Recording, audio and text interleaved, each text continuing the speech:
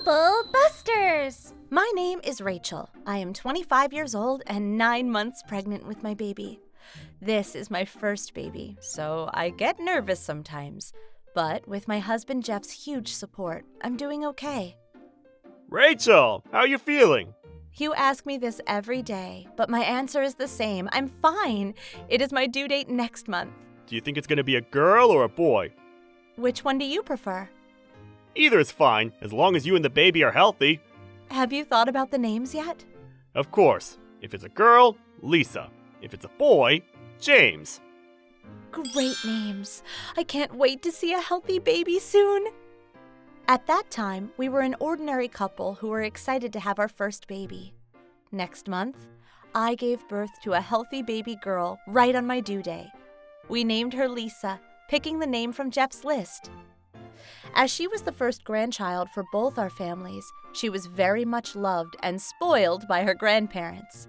When I first felt something strange about my daughter was around the times kids started to talk for the first time, from around 18 months to 2 years old. When I went to places like daycare centers, some kids would say the names of objects, and sometimes even more. Other kids would make 2-word questions, but Lisa didn't do any of this. She did not say words like mommy and daddy, or any other words with meanings. I thought there must be something seriously wrong.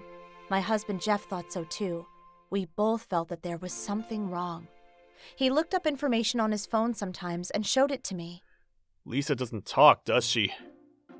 No, they say some kids are slow, but even so, other kids of her age talk so much. I think I'm going to take her to a specialist. Specialist? At that time, his facial expression changed. He was looking at her as if she was some kind of monster. I didn't like that. Specialist in what? Is Lisa sick? I don't know exactly, so I guess I will talk to the health authority for advice. I think she might have a learning or mental disability. If she does, it's better to find out about it sooner than later, so we can do everything we can to help her. Huh? Disability?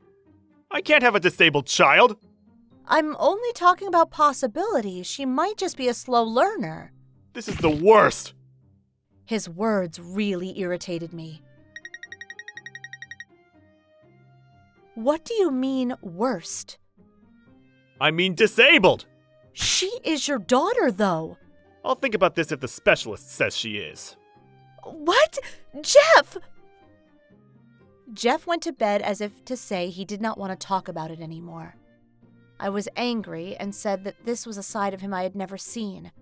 2 days later, as it was Jeff's day off, we took Lisa to a specialist.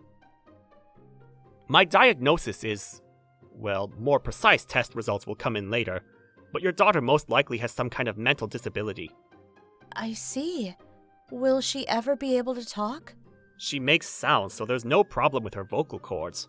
It really depends on her development from here on, so I cannot say at this point. You mean there is a possibility she will speak, right? She might be able to attain the vocabulary range of a 2-year-old. All right. While I was feeling a little relieved that she might have some ability to speak, Jeff, who was silent during the conversation with the doctor, opened his mouth. Well, doctor, can you dispose of her? Huh? What? I was stunned by the unbelievable words that Jeff uttered. So was the doctor. Not noticing our reaction, Jeff kept talking. I don't want a child like this. I certainly don't want to raise her. So can you dispose of her, or, if you can't do that, put her in an institution or something? Either way, I want her out of my sight. Well, first of all, I can't do anything like that. So talk to your wife, and then contact the relevant authorities if you need to. Doc, can you not do anything? Surely there must be a way. I mean, anything? No. I couldn't stop crying. Seeing me like this, the doctor asked Jeff to leave the room. He told me about various places I could contact, who help parents raise children with disabilities, such as counselors, specialists, and special schools. Lisa is still very young, so how her abilities will develop is still yet to be known. I want you to raise her with love and care, if you can. Of course. I cried hard holding my dear child. After I left the doctor's office, I went back to my parents' home with Lisa. I could not face going back to my home.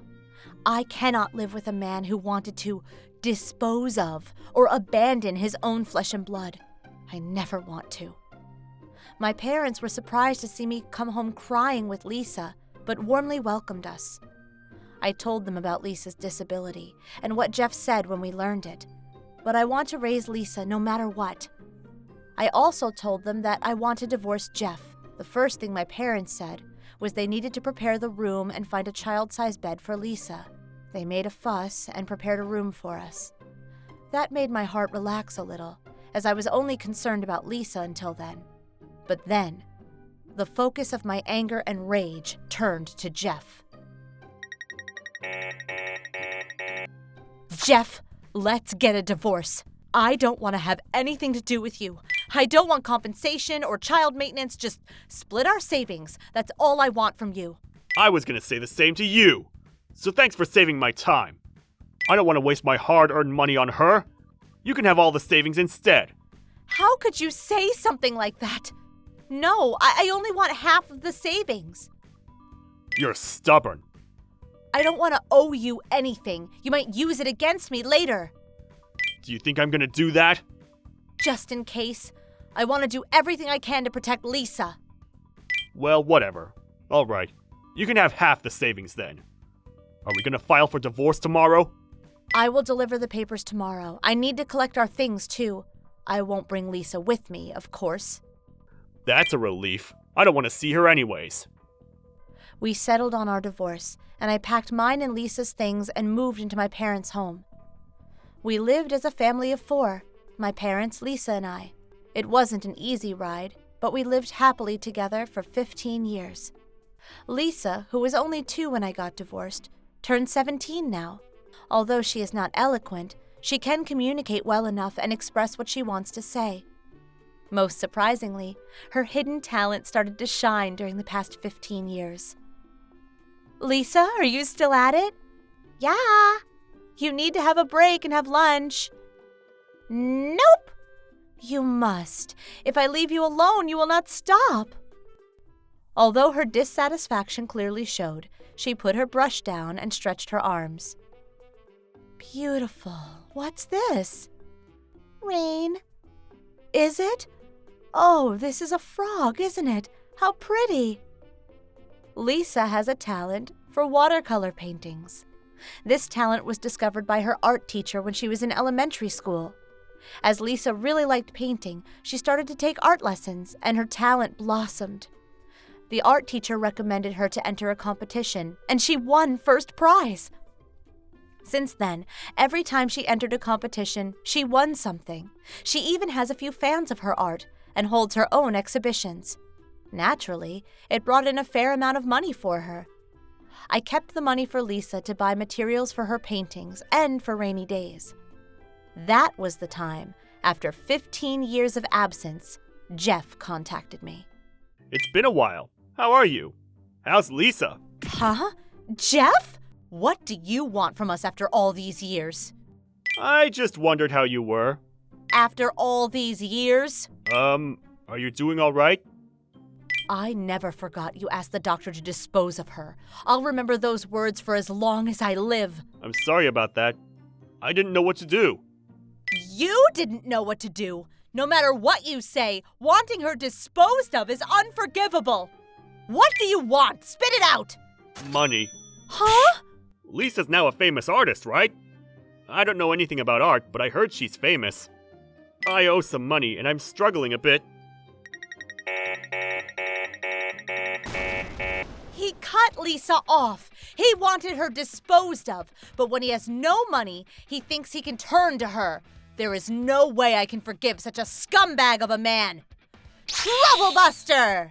What in the world? You wanted to get rid of her, but when you are in trouble, you think you can use her? Are you an idiot or what? Don't make me laugh. It's not a joke. It is a joke. I can't stop laughing. Are you gonna help me or what? Nope. You're evil!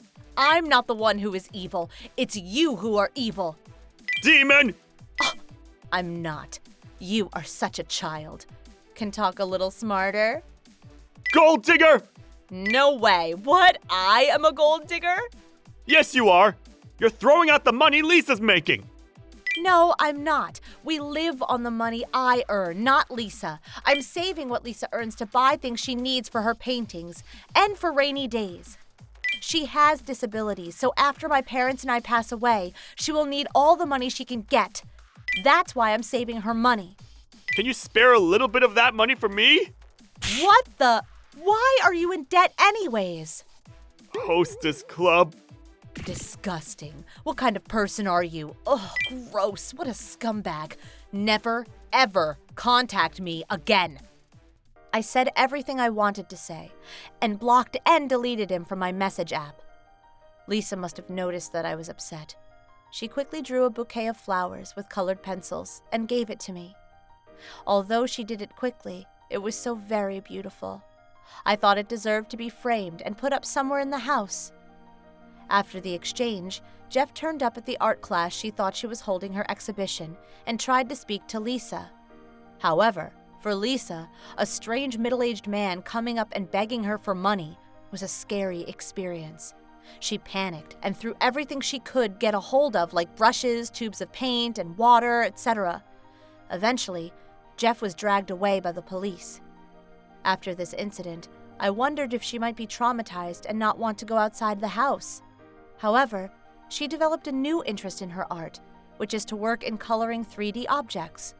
So, her artistic range was broadened, so at least something positive came from that horrendous incident. Trouble Busters!